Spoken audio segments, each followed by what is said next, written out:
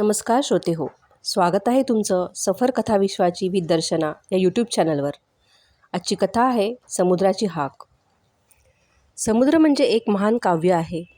समुद्र म्हणजे महान संगीत. समुद्र म्हणजे सृष्टीचे रामायण महाभारत. अनंत कालापासून हा गर्जना करतो आहे. समुद्र कधी मुका होता? असेल का कधी असा काळ की ज्यावेळेस तो केवळ निस्तब्ध होता? असेल का असा काळ की ज्यावेळेस त्याच्यावर तरंग उठत नसतील, त्याच्यात हालचाल नसेल? केव्हापासून हा गरजू लागला, नाचू लागला? हा सागर का गरजत आहे? कोणासाठी हा आक्रोश? समजायला मार्ग नाही. कोणाला रहस्य कळणार? कोणाला याचे गूढ कळणार? समुद्र म्हणजे मानवी मनाचे प्रतीक तर नाही. मनुष्याच्या मनाचा अंत पार लागत नाही. मनुष्याचे मन वरवर उथळ वाटते. ते हसते, खेळते, परंतु आता प्रचंड लाटा उसळत असतात. मन कधी शांत, स्थिर वाटते, तर कधी वासना विकारांचा झंझावात उठून ते प्रक्षुब्ध होते. या मनात काय काय भरले आहे कोणास ठाऊक. मनात रत्ने आहेत, मोती आहेत, शिंपले आहेत, कवड्या आहेत. मनाला क्षणाची उसंत नाही, विश्रांती नाही. समुद्राला भरती असो, ओहोटी असो, खळखळ तेथे अखंड सुरूच असते. कोठे आहे त्याला विसावा? तसेच मनाने आपण निजलो तरी आपले अनंत असे ते मन विचारावर चालत असते. तसे झोपतही विचारायला मनाला कोठे आहे विश्रांती? समुद्र ओरडतो आहे, मनही सारखी ओरडत असते. या मनाला कशाने समाधान नाही. ते सारखे सुखासाठी झगडत असते. कोणाला तरी सारखी हाक मारीत असते. कोण भेटले म्हणजे त्याला करमायचे समाधान होईल? समुद्रा, कोणाला रे हाक मारत आहेस? जगातील साऱ्या नद्या तुझ्याकडे धावत येतात. लहान नद्या मोठ्या नद्यांना मिळून त्यांच्या संगतीत तुला भेटायला येतात. सारे पाणी शेवटी तुला येऊन मिळते. कोणती नदी अद्याप तुला भेटायची राहिली आहे? गंगा, सिंधू, ब्रह्मपुत्रा, साऱ्या नद्या तुला भेटल्या. साऱ्याने तुला माळा घातल्या. साऱ्यांना तू हृदयाशी धरलेस, तरी तुला समाधान नाही का रे? एखाद्या वैभवशाली राजा अनेक राण्या असूनही पुन्हा अशांत राहतो, तसेच तुझे आहे. कोणती गंगा तुला अजून हवी आहे? सांग, काही अशांती? समुद्रा, तुला कशाची भूक लागली आहे? कशाने तुझी भूक शांत होईल? तुझ्या पोटात म्हणे वडवानळ पेटतो आहे. तुझ्या पोटात सारखीच आग भडकलेली आहे. कोणता घास तुला मिळाला म्हणजे तुझा अग्नी शांत होईल? आजपर्यंत लाखो गलबते तू भक्षिली असशील, लाखो प्राणी तू भक्षिले असशील, तरी तुझे समाधान का नाही होत? तुझी अनंत भूक शांत व्हायला सारा जगाचा का घास तुला हवा आहे? तुझ्या मनात हाच झगडा चालला आहे का? करू का हे जगत खतम? टाकू का गिळून? असे तर नाही ना तुझ्या मनात येत? तुझ्या सहस्र लाटा या जगाला ओढण्यासाठी खळबळून खळबळून येतात, परंतु पुन्हा तू त्यांना आवरतोस. समुद्रा, किती हा तुझा संयम, काही तुझी धडपड. तू या मानवजातीसाठी का आक्रोश करीत आहेस? येणारे सारे प्रवाह मी जवळ घेतो, समभावाने त्यांना वागवतो. त्याप्रमाणे मानवांनी वागावे असे तर तू नाही ना सुचवीत. तू सारे पाणी जवळ घेतोस म्हणून तू आटत नाहीस, म्हणून तुला मरण नाही.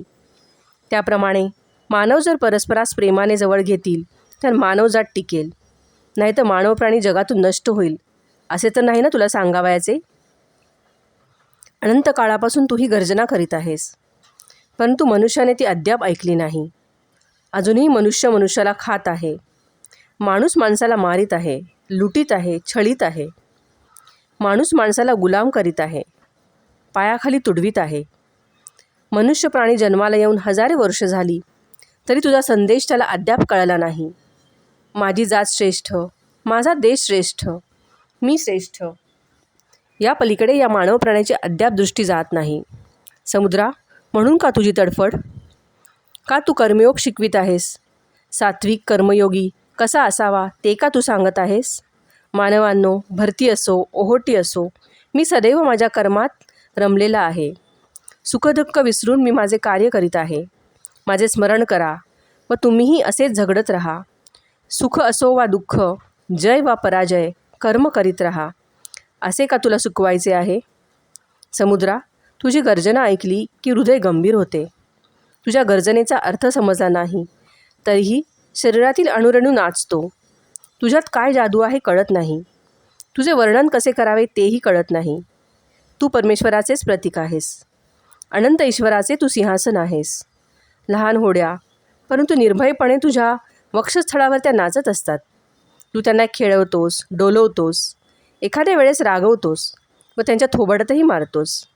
तुला दयाळू म्हणू की कठोर म्हणू, तुला सत म्हणू की असत म्हणू, तुला खारट म्हणू की गोड म्हणू. खारट म्हणावे तर तुझ्यात पाण्याचे होणारे ढग गोड पाण्याची वृष्टी करतात. तू आपला खारेपणा स्वतःजवळ ठेवतोस व मधुरता जगाला देऊन टाकतोस. असे का आहे? तुला पाहून तो मंगा उगीच नसे शतविचारात रममान होत. लहानपणापासूनच त्याला तुझे वेड, लहानपणापासूनच तुझा त्याला छंद. हृदय सिंधू भरून आला की तुझ्याकडे धाव घेई. अपरंपार शोक असो व अपार आनंद असो, भावना उसंबळल्या की शांत करावयास मंगा तुझ्याकडे यायचा. किती त्याला तुझे आकर्षण. रात्री सारी सृष्टी शांत असावी, सारे गोड झोपेत असावेत आणि मंगाने मात्र तुला भेटायला यावे. त्या टेकडीवर बसून तुझ्याकडे घटका त्याने बघत राहावे. असे कितीदा तरी होत असे. तुला पाहून काय त्या वाटे त्याला. तुझी हाक त्याच्या हृदयाला का अधिक समजे. मंगा समुद्रावर आला म्हणजे समुद्र त्याच्याजवळ कधी कधी गोड गोष्ट सांगे, कधी भेसूर भीषण कथा सांगे. मंगा मी दुष्ट आहे, येऊ नको माझ्याजवळ. मी फसवा आहे, मुलासारखा क्षणभर हसतो परंतु दुसऱ्या क्षणी अकराळ विक्राळ राक्षस मी होतो. मी चंचल आहे, केव्हा काय करीन याचा नेम नाही.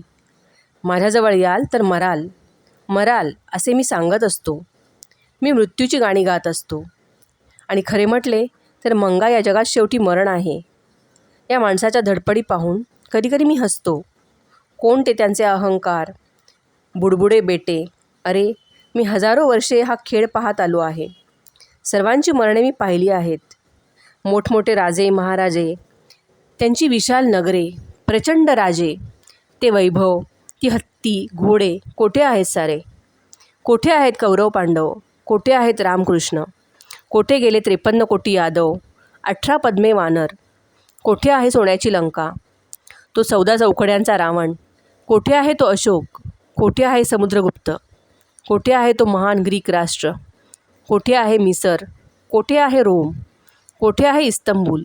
सारे क्षणभर गरजतात, दुसऱ्या क्षणी नष्ट होतात. अनेक संस्कृती उदयास आल्या व अस्तास गेल्या. एकाचे मरण व दुसऱ्याचा जन्म. मंगा असा हा भीषण खेळ चालला आहे, परंतु मानवाला भान नाही. मी खदाखदा हसतो, पोट धरून हसतो. मोठमोठी गलबते बांधून ऐटेने माझ्या छातीवरून जाऊ शकतात, मी त्यांना जाऊ देतो. हा अहंकारी मानव घमेंड करू लागतो. पहा, मी समुद्रावर विजय मिळवला, या समुद्राला तुडवून मी जात आहे. परंतु एखाद्या वेळेस मी त्याला धोक्याची सूचना देतो. अरे बुडबुड्या, फार नको वाईट, ही त्याला जाणीव करून देतो. असा कधीकधी समुद्राचा गंभीर व भीषण संदेश मंगाला ऐकू येई, तर कधी प्रेमाच्या गोष्टी ऐकून गुदगुल्या होत. मंगा ये, घे एक लहान होडी व ये माझ्याजवळ. माझ्या लाटांवर नाचवीत मी तुला जगभर घेऊन जाईन. मंगा ये मंगा. तू व्यापारी हो, भर गलबतात माल, निघ. मी देशोदेशीचे लोक तुला दाखवीन. ही बहुरत्नांनी भरलेली वसुंधरा तुला दाखवीन. तुझी दृष्टी कृतार्थ होईल. जगात किती विविधता आहे हे तुला कळेल. शेकडो प्रकारची हवा, शेकडो प्रकारची फुले फळे, पशुपक्षी, नाना रंगाचे, नाना धर्मांचे, नाना स्वभावाचे लोक. चल तुला दाखवतो. तू व्यापार कर, श्रीमंत हो. ये मंगा. असे गरिबात खितपत पडू नको. ज्याचा दर्या त्याची लक्ष्मी. मी लक्ष्मीला जन्म देणारा. मी तुला श्रीमंत करीन. परंतु हिंडा फिरायला ये. आपले डबके सोड, विशाल दृष्टी घे, अफाट जगात चल. व्याप वाढला की वैभव वाढते. का उगीच रडत बसतोस, कपळाला हात लावतोस. शिडात वारा भरला म्हणजे नावा झरझर जातात. तू आपल्या भावनात आशेचा वारा भर, सोड तुझी नाव माझ्यावर. ये, बाहेर ये. मंगाला समुद्राची ही गोड हाक अलीकडे ओढू लागली होती. दीपावलीच्या त्या दिवसाच्या प्रसंगापासून तो दारिद्र्यावर संतापला होता. दारिद्र्यापेक्षा मरण बरे असे त्याला वाटू लागले होते. जगातील सर्वात पापमय गोष्ट म्हणजे कोणती असेल तर ते दारिद्र्य. ज्याला जगाची सुधारणा करायची असेल, मानवी मनाचा विकास करावायचा असेल, त्याने आधी हे दारिद्र्य दूर करावे. जगाची खाण्यापिण्याची ही सारी ददात दूर करावी. मंगा बंदरावर काम करायला जाई, परंतु त्या कामात आता त्याचे मन रमत नसे. तो माल उतरू लागे. कधीकधी त्या मालाकडे पाहत राही. शेवटी त्याला मक्तेदार किंवा मालक रागे भरत. तेव्हा तो पुन्हा माल उतरू लागे. आपणही असा माल घेऊन गेलो तर? येथला माल दूरच्या देशात विकू, जिकडचा तिकडे आणू, असे त्याच्या मनात येई. तो कधीकधी गलबतांवरच्या खलाशांजवळ बोलत असे. सायंकाळ व्हावी, घरी येण्याची वेळ झाली असावी, परंतु मंगा गलबतावरच असे. माहिती मिळवण्यात दंग असे. अनेक लोकांच्या, अनेक देशांच्या गोष्टी ऐके. कोण कसे श्रीमंत आहेत, श्रीमंत कसे झाले, त्यांच्या हकीकती ऐके. एके दिवशी मंगा असाच रमला होता. घरी मधुरी वाट पाहत दमली. अलीकडे मंगा वेळच्या वेळी घरात येत नसे, म्हणून तिला वाईट वाटे. परंतु आज कमालच झाली. शेवटी सोन्या व रुपल्या यांना घरी राहा असे सांगून, भांडू नको असे सांगून धाकट्या मनीला घेऊन मधुरी बंदरावर आली. रात्र झाली होती. होड्या पडाव वगैरे पडले होते. तिकडे ती गेली. मंगा, अरे मंगा, ती हाका मारत होती. शेवटी मंगाने ती हाक ऐकली. आलो आलो म्हणून त्याने उत्तर दिले. मंगा आला. मधुरी मणीला कडेवर घेऊन येथे उभी होती. ती काही बोलली नाही. मधुरी, तू अंधारातून का आलीस? प्रकाश मिळवायला आले. मी येणारच होतो. कुठे जाणार होतो? मंगा, अलीकडे तू वेळच्या वेळी घरी का येत नाहीस? सोन्या रुपल्या तुझी वाट पाहत असतात. केव्हा येतील बाबा असे सारखे विचारित असतात. घरापेक्षा का गलबत आवडते झाले? मुलांबाळांजवळ बोलण्यापेक्षा खलाशांजवळ बोलण्यातच तुला आनंद वाटतो होय? मधुरी, चल आता घरी जाऊ. दे मनीला माझ्याजवळ. ती निजेला आली आहे. मी खांद्याशी धरतो, ती निजेल. मंगाने मनीला घेतले, खांद्याशी धरले. ती झोपी गेली. दोघे घरी आली. सोन्या व रुपल्या दारातच होते. बाबा आले, बाबा आले, दोघे ओरडले. तिथे झोपाळ्यावर मंगाने मनीला ठेवले. सोन्या व रुपल्या त्याच्याजवळ आले. त्याने दोघांना जवळ घेतले. त्यांच्या डोक्यावरून हात फिरवला. बाबा, गोष्ट सांगता का एक? सोन्याने विचारले. आता जेवल्यावर गोष्ट. चला जेवायला, मधुरी म्हणाली. जेवणे झाली.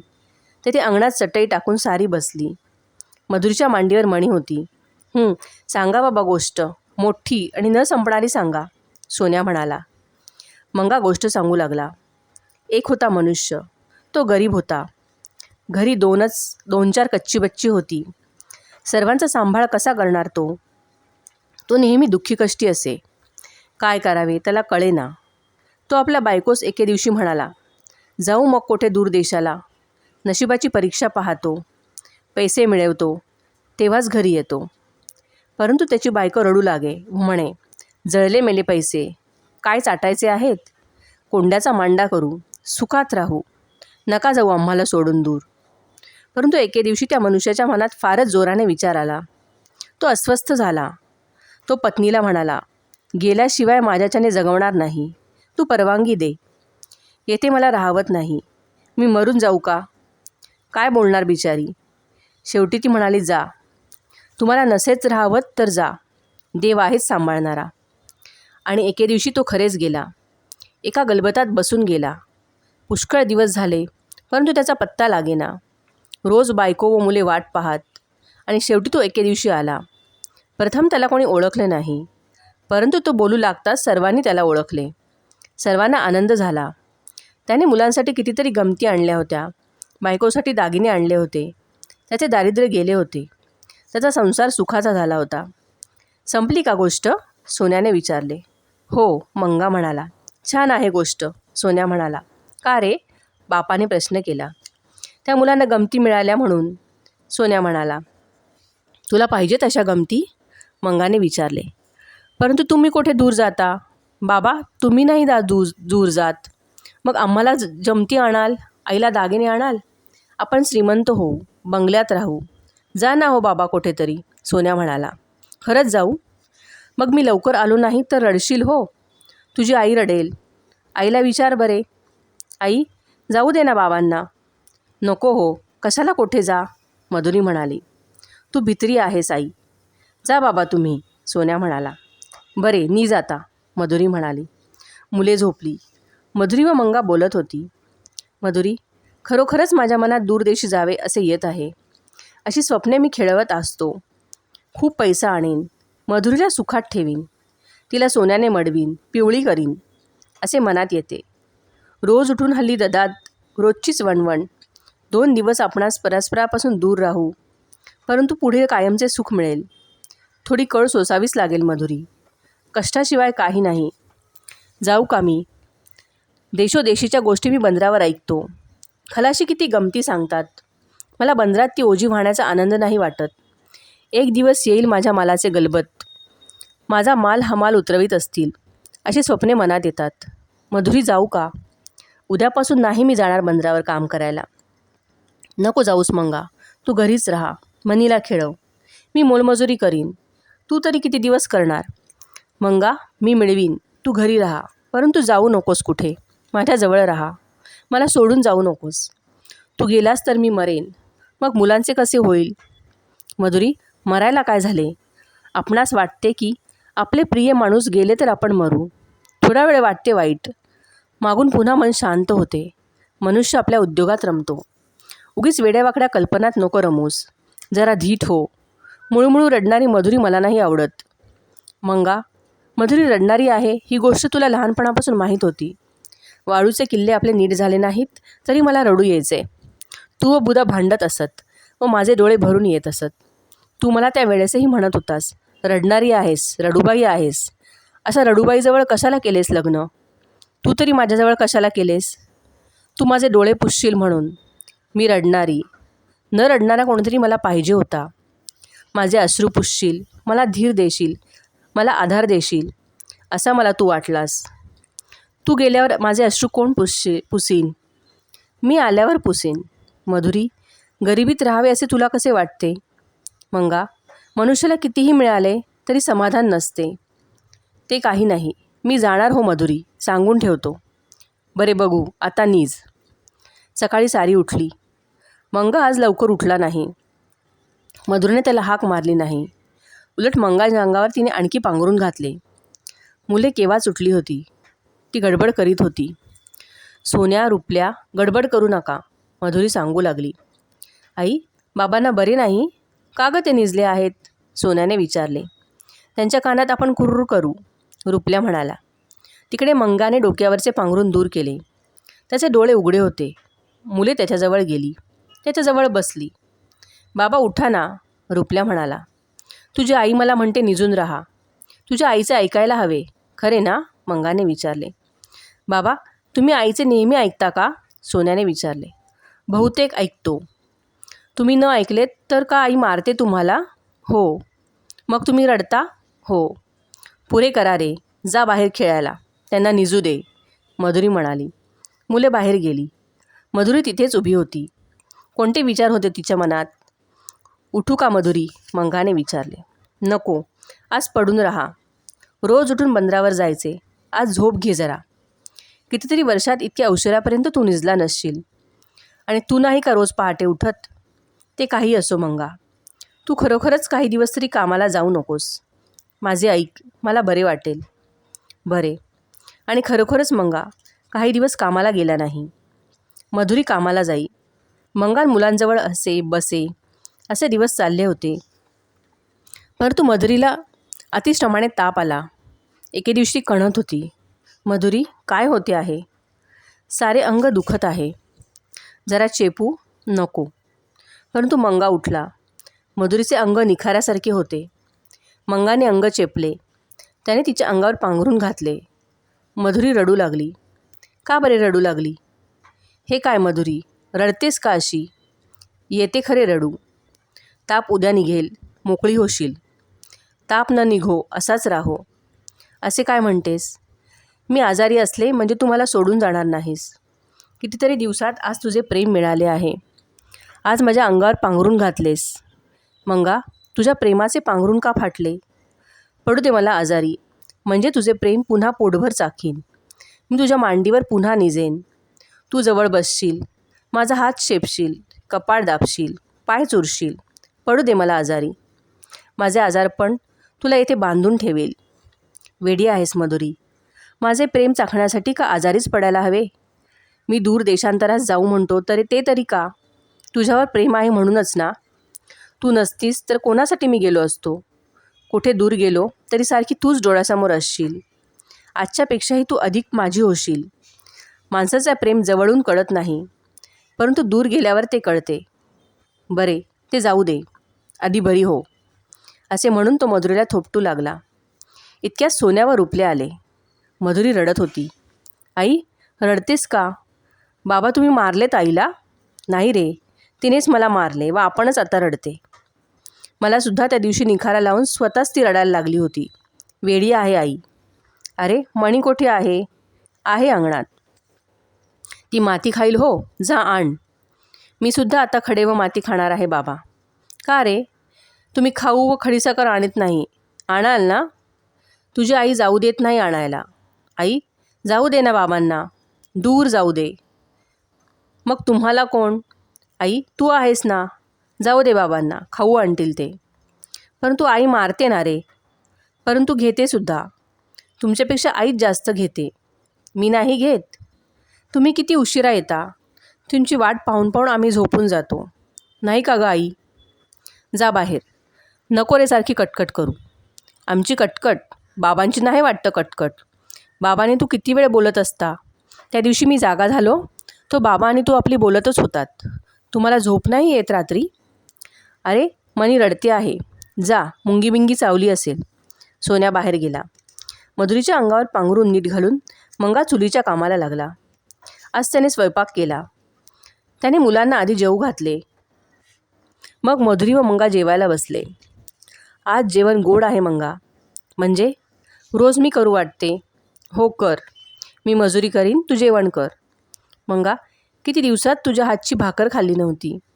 असे आपण प्रेमाने किती दिवसात जेवायला बसलो नव्हतो. किती आनंद होतो आहे मला. हा आनंद मधुरीला तू देत असता. आणखी कोठे कशाला जातोस? नको हो मंगा, मी तुला जाऊ देणार नाही. मंगा माझा आहे, कसा जाईल तो? मधुरी, मी जाईन जाईन. तू बऱ्या बोलाने परवानगी दे, नाहीतर मी तुला नकळत निघून जाईन. तुला सांगून जाऊ की न सांगता जाऊ? तुझा निरोप घेऊन जाऊ की पळून जाऊ? मंगा, आधी मला बरी तर होऊ दे. तू असे आजच बोलू लागलास तर मला आणखी वाईट वाटेल. मी बरी होईपर्यंत तरी जाण्याच्या गोष्टी करू नकोस. जेवण झाली. मंगाने मधुरीचे अंथरूण झाडून दिले. त्याने केरही काढला. दोघे बसली. हातात हात घेऊन दोघे बसली होती. मधुरी थोड्या वेळाने झोपी गेली. मंगाही झोपी गेला. काही दिवसांनी मधुरी बरी झाली. मंगा पुन्हा कामावर जाऊ लागला. परंतु परदेशात जाण्याचा मोह त्याला अनावर होऊ लागला. तो अस्वस्थ होऊ लागला. त्याला खाणेपिणे सुचेना, रुचेना. तो बोलेना. एके दिवशी तो मधुरीला म्हणाला, मधुरी, मी जाण्याचे ठरवले आहे. समुद्राच्या लाटा मला बोलवीत आहेत. त्यांची हाक मी नाकारू शकत नाही. मंगा, तुझे म्हणणे मी ऐकणार नाही. मी ठरवले आहे. तुझ्या अश्रूंनी माझा निश्चय डळमळणार नाही. मी नाही बाईलवेडा. मला पुरुषार्थ करू दे, पराक्रम करू दे. हे असे माशा मारीत बसणे मला नाही पसंत. रोज उठून तेच तेच ठरीव जीवन. मंगा यासाठी नाही जन्मलेला. मधुरी, मी काही माल घेऊन जाणार आहे. माझ्याजवळ थोडेसे भांडवल आहे. व तू बुधाकडे जाऊन आणखी काही पैसे मागशील. माझ्यासाठी माग. मी आलो म्हणजे त्याचे पैसे परत करीन. जाशील? मी नाही जाणार. मला नाही कोणाजवळ पैसे मागणे आवडत. आणि त्या बुधाकडे एरवी आपण जात नाही. त्याच्याकडे कामापुरते जाणे हे तर फारच वाईट. तू येथून जाणार नशील तर 100दा बुधाकडे जाईन व पैसे आणीन. परंतु ज्या पैशांमुळे तू आम्हाला सोडून जाणार आहेस ते पैसे मी कसे आणू? मधुरी, माझ्या समाधानासाठी आण पैसे. माझ्या महत्त्वाकांक्षेसाठी आण. ही राक्षसी महत्त्वाकांक्षा आहे. मधुरी, तुला असे का वाटते? मला कोठेच पैसे मिळणार नाहीत? मला असे नाही वाटत. माझ्या अंगावर दागिने आहेत, ते तू घेऊन जाऊ शकशील. मुलांचे 2 दागिने आहेत, तेही तू घेऊन जाऊ शकशील. ही जागा तू विक. तुझ्या ओळखी असतील. एखाद्या व्यापाऱ्याजवळही तू मागशील. व्यापाऱ्याजवळ? मागे नव्हता का व्यापारी आला व सारी इस्टेट देऊ पाहत होता? त्याच्याकडे मी पुन्हा जाईन. मधुरी, तू मला काय समजतेस? मी तुला माझा समजते. मंगा, नको ना रे जाऊस. त्या दिवशी बोलणे तसेच राहिले. परंतु मधूनमधून बोलणी होत, खटके उडत. घरी आता मंगा बसत नसे. रात्रीही तो बाहेर जाई. समुद्राकाठी फिरत राही. मनात विचार करी. एके दिवशी तो रात्री निजला होता, परंतु केव्हा तरी उठून बाहेर निघून गेला. मधुरी जागी होऊन पाहते, तो मंगा नाही. तिने सर्वत्र उठून पाहिले, मंगा कुठेही नाही. तिला वाईट वाटले. का असे मंगा करतो असे तिला वाटले. ती बाहेर झोपाळ्यावर बसून रडत होती. बराच वेळ झाला. पहाट होत आली. कोंबडा आरवला. दवबिंदू टपटप पडत होते. फुलांचा मंद मंद गंध येत होता. हळूच मंगा आला. तो मधुरीसमोर येऊन उभा राहिला. तो पाठीमागे झाला. त्याने तिचे डोळे धरले. ते आले होते. मधुरी, सारखं रडायला काय झाले तुला? मंगा, काय सांगू तुला? मंगा एकदम रागावला. त्याने मधुरीला ओढून घरात नेले. त्याने तिचे दोन्ही हात धरून गदागदा हलवले व म्हणाला, झाले काय तुला मुळूमुळू रडायला? सांग, कोणी मारले आहे का? कोणी छळले आहे का? मारले असतेस, छळले असतेस तरी बरे झाले असते हो मंगा. तो मारही गोड मानला असता. मग काय केले मी? का असे डोळ्यात पाणी आणून मला दुःख देतेस? मी दूर कोठे जावे असे म्हणतो, त्याचे इतके वाईट वाटून घेतेस. मी का मरायला चाललो आहे? लवकर परत येईन. काही दिवस राहून परत जाईन. तुझ्या मुलाबाळांना सुख मिळावे म्हणून तर जात आहे ना. माझी मुले सुखात आहेत. ती बिचारी काही मागत नाहीत. नाही मागत कशी? शेजारी मागायला गेली म्हणून तर तू डागलेस ना. का पुन्हा पुन्हा ती आठवण मला करून देतोस? मधुरी, बोल, का रडतेस? बोल. तुला माहीत आहे. तू आजपासून रडू नकोस. मंगाला बरे वाटावे अशी इच्छा असेल तर रडू नकोस. तू आता पुन्हा रडताना दिसलीस तर मी तुझ्याजवळ बोलणार नाही. कबूल कर. बोलू नकोस, पण तू डोळ्यासमोर तर दिसशील ना. तू माझ्याजवळ असलास म्हणजे पुरे. तुझ्या श्वासोश्वासासही माझ्याजवळ बोलतो. तू कोठे जाऊ नकोस म्हणजे झाले. मधुरी, मी का तुझ्या मनात नेहमी नाही? मंगा, त्याने नसते हो समाधान. खरोखरच एखाद्या वेळेस मला तुझा फार राग येतो. बायका म्हणजे घोरपडी, चिकटून बसतात, गुदमरवतात. तुम्ही पुरुषांच्या पायातील बेड्या, त्यांच्या मार्गातील दगड. मंगा, आजपासून नाही हो तुझ्या मार्गात अडथळा करणार, नाही घोरपड होणार, नाही पायातली बेडी होणार. जा मंगा, कुठेही जा, कुठेही अस, सुखरूप अस म्हणजे झाले. मी तुझी आठवण काढून सुख मानीन.